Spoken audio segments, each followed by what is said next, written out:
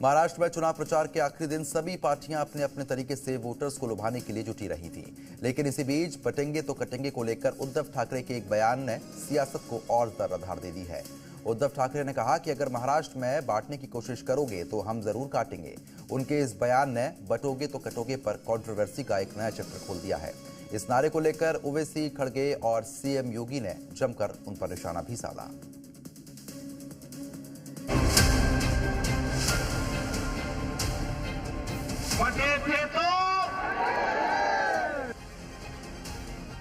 बटेंगे तो कटेंगे, इसका मतलब क्या है बोलो?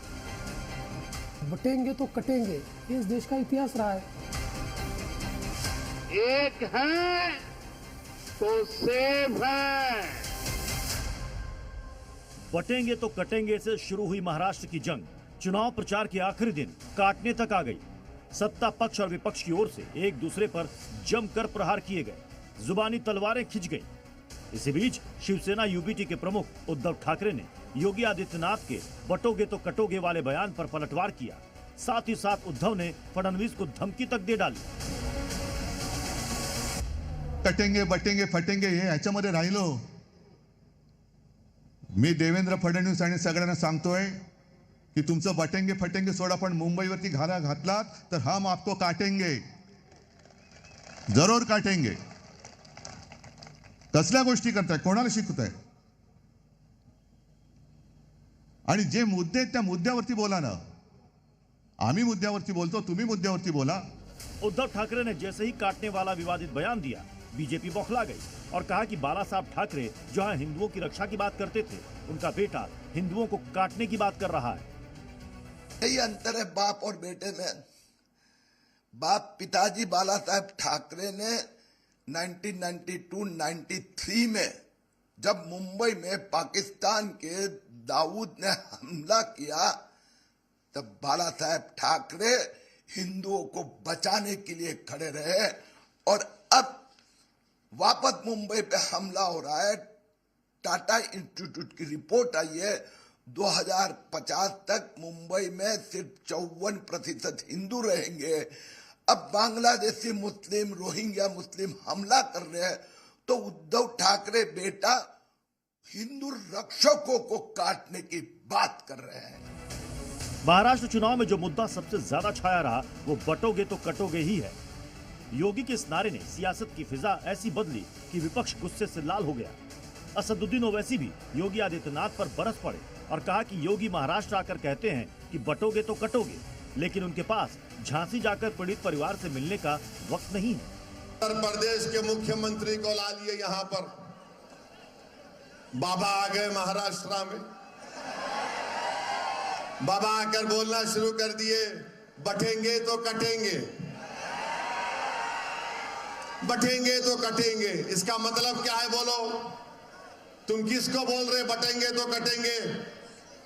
मैं बीजेपी को, अमित शाह को, आरएसएस को, मोहन भागवत को और ये मुख्यमंत्री उत्तर प्रदेश को जो आजकल एक टूरिस्ट के तौर पर पूरे महाराष्ट्र में फिर रहे हैं, तुम बटेंगे तो कटेंगे बोल रहे ना। झांसी में, झांसी लक्ष्मीबाई मेडिकल कॉलेज उत्तर प्रदेश में 10 बच्चे जल के मर गए।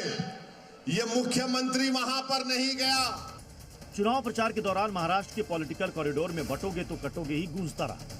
बीजेपी जहां इस नारे को जस्टिफाई करने में लगी रही, तो वहीं विपक्ष इस नारे के खिलाफ अपनी सियासत बुलंद करता रहा। खड़गे ने चुनाव प्रचार के आखिरी दिन भी इसको लेकर मोदी और योगी पर बड़ा अटैक किया। मोदी बोलते हैं एक है तो सेफ है बोलते। अरे भाई, सारा हिंदुस्तान एक है, सिर्फ तुम्हारे को छोड़ के। मोदी को और वो योगी एक आए बीच में, किधर से टपका मालूम नहीं। वो खुद के पास वहां पर